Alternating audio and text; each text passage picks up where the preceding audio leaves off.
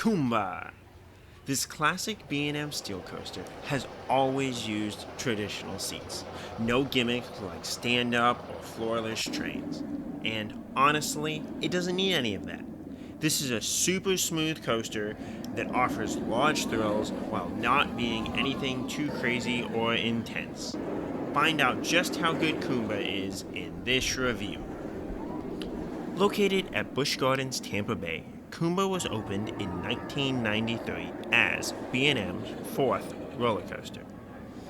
On its debut, it featured the largest vertical loop in the world, a record it held until 1995. As an early B&M coaster, it features traditional sit-down trains, since floorless and stand-up B&M coasters hadn't been made yet.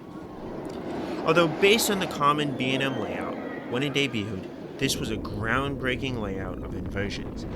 And even when the Golden Tickets debuted in 1998, it was a top 10 coaster, according to them. Despite Busch Gardens' coaster lineup now, Kumba was only the third coaster built at the park, with Scorpion and the now defunct Python being the two that preceded it at Busch Gardens.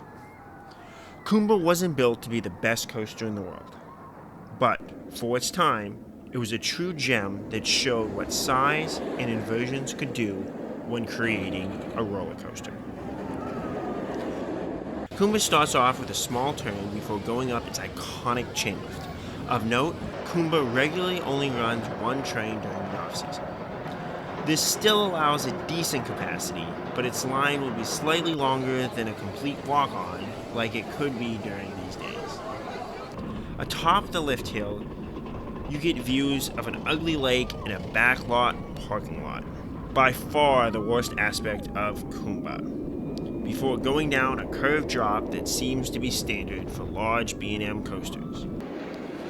The first loop is just a decent loop, with nothing too memorable from its experience, but it is one of only 4 loops in the world that loop around the chain lift.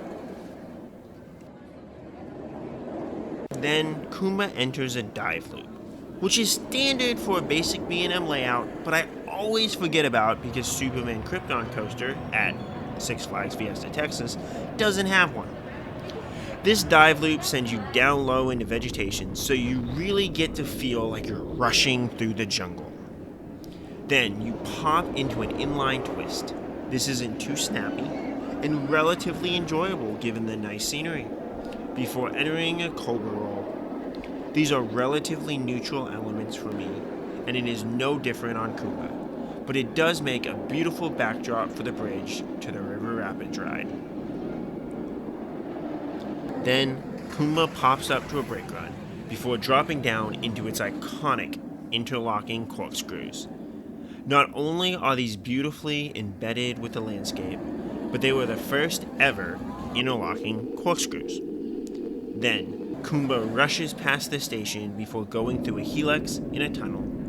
This is a really nice touch, as it helps make the ride longer without having to add more intensity or another inversion, while also giving you time to enjoy the beautiful surroundings. Kumba offers smooth inversions that all riders should be able to enjoy. They're not crazy, intense, or whippy, but smooth enough to be truly enjoyable. There isn't much else besides inversions to enjoy on Kumba, as it offers a basic B&M style layout, but it executes its elements well and offers a beautiful landscape that you don't tend to find on most similar B&M coasters. Overall, how good is Kumba? I rank Kumba around similar B&M coasters, right above Superman Krypton Coaster and right below SeaWorld Orlando's Kraken. But for non-B&M comparisons, Manta and Icebreaker from SeaWorld Orlando also rank right above Kumba, and ranks above the rough but enjoyable Mind Blower at Fun Spot Kissimmee. Basically, Kumba should be better than any decent mid-sized coaster, but won't be as good as some of the truly great coasters out there nowadays. What are your thoughts on Kumba? Is this classic still enjoyable? Or do other coasters make it not as great of a ride anymore? Let me know, and as always, ขอบคุณครับ